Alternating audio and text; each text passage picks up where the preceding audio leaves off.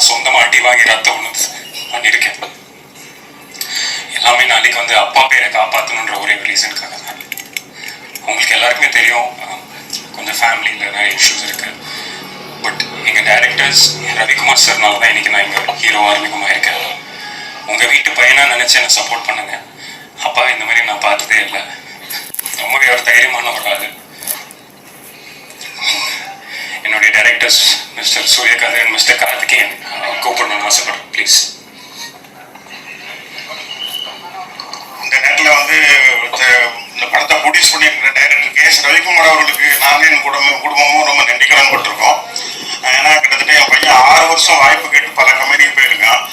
ரவிக்குமார் வந்து ஒரு நான் ஃபோன் பண்ணி அவருக்கு தெரிஞ்ச ஒரு ப்ரொடியூசர்கிட்ட இந்த மாதிரி நியூ ஃபேஸ் வச்சு அவர் எடுக்கிற மாதிரி இருக்கு, என் பையனுக்கு ஒரு கதை கேட்டு வச்சிருக்கேன், நல்லா இருக்கு, முடிஞ்சா நீங்கள் ரெக்கார்ட் பண்ணுங்க அப்படின்னு சொன்னேன்.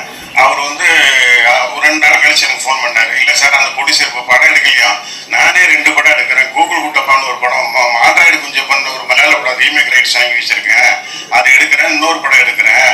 நான் உங்கள் இப்போ சொன்ன அந்த கதையை வேணால் அனுப்புங்க, நான் கேட்குறேன். நான் இப்போ இன்னும் நல்லா இருந்ததுன்னா நான் எடுக்கிறேன், அந்த படத்தை நானே எடுக்கிறேன் சார் அப்படின்னாரு. நான் அந்த கதையை அனுப்பி வச்சேன். அவர் கேட்டார், அவருக்கும் கொஞ்சம் பிடிச்சிருந்தது.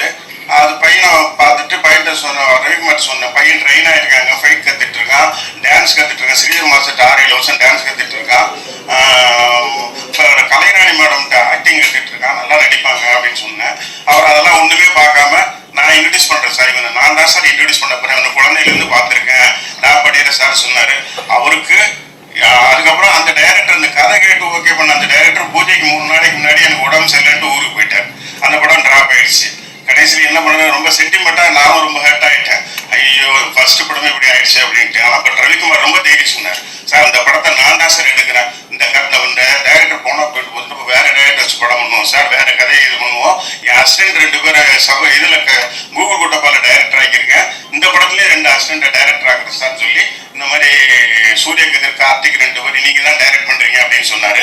அப்புறம் கதை கேட்டோம். இந்த கதை எங்களுக்கு கேட்ட கதையில் இந்த கதை எங்களுக்கு ரொம்ப பிடிச்சிருந்தது. இதில் ஒரு சோசியல் மெசேஜ் இருக்குது, நீங்கள் செகண்ட் ஹாஃப் பாருங்கள் உங்களுக்கு தெரியும். ஸோ இந்த கதை கேட்டு பிடிச்சி ரவிக்குமார் ஓகே சொல்லி நானும் எனக்கும் பிடிச்சி போய் ஓகே பண்ணி அதுக்கப்புறம் இந்த படம் முடிஞ்ச பிறகு தான் நான் ஃபர்ஸ்ட் காப்பி தான் பார்த்தேன். ரொம்ப நல்ல பையனாக எனக்கு தெரிஞ்சு நல்லா பெர்ஃபார்ம் பண்ணியிருக்கான். நான் ஒரு ஃபாதராக இல்லாமல் ஒரு டைரக்டராக பார்க்கும்போது நல்லா பெர்ஃபார்ம் பண்ணியிருக்கான். எனக்கு எப்படி நான் படம் பண்ணும்போது என்னை பற்றி கான்ட்ரவர்சி அதிகமாக வராது. நான் இண்டஸ்ட்ரியில் ஒழுக்கமாக இருந்திருக்கேன், என் பையனும் அதே மாதிரி ஒழுக்கமாக இருந்திருக்கேன். எல்லாரும் ஷூட்டிங் டைமில் ஃபர்ஸ்ட் அவன் தான் போவான். எல்லாரும் சொல்லுவாங்க எர்லி டைமுக்கு கரெக்டாக வந்துடுவான். 7 மணி ஷூட்டிங்னா 6 மணிக்கு மேக்கப் போட ஸ்பாட்டில் இருப்பான். அந்த மாதிரி சின்சியராக இருந்திருக்கான். எல்லாரும் அதை டைரக்டருக்குள்ள எனக்கு டெய்லி ஃபோன் பண்ணி அப்டேட் பண்ணிட்டு இருப்பாங்க. இந்த மாதிரி கார்த்திக்லாம் ஃபோன் பண்ணி சொல்லுவார், நல்லா பண்ணுறாரு சார், நல்லா பர்ஃபார்ம் பண்ணுறாரு, இங்கே வேலை ஈஸியாக இருக்குது அப்படின்னு சொல்லுவார். டைரக்டர்களுக்கு என்னுடைய மனமார்ந்த நன்றி, இந்த நல்ல படத்தில் பையனை யூஸ் பண்ணதுக்கு.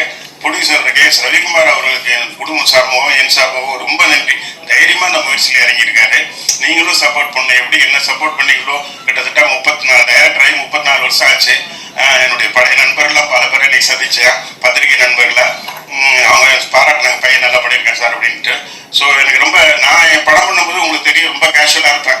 நான் அது மாதிரி டைரக்டர்ஸ் அசோசியேஷனில் 3 தடவை பிரசிடெண்டாக இருந்தேன். எலெக்ஷன் போகும் கேஷுவலாக இருப்பேன். எதுக்காகவும் நான் வந்து பரிச்சை எழுதிட்டு நான் கவலையே படப்பட்டேன், நான் பாஸ் ஆயிடுவேன்னு எனக்கு தெரியும். அது மாதிரி என் பையனும் அப்படி தான், பரிச்சைக்கு 2 நாளைக்கு முன்னாடி தான் படிப்பான், கவலையே பட்டதில்லை. பட் நல்ல மார்க் 95% மேலே மார்க் வாங்கிடுவான். 10th மேத்ஸ்லாம் centum வாங்கியிருந்தான். எனக்கு ரொம்ப பெருமையாக இருந்தது. இந்த படத்துலேயும் அவன் செண்டம் வாங்கணும்னு ஆசைப்பட்டேன். பாப்பா வெயிட் அண்ட் சி. ரசிகர்கள் நீங்கள் எல்லாம் சப்போர்ட் பண்ணணும். ரொம்ப நன்றி.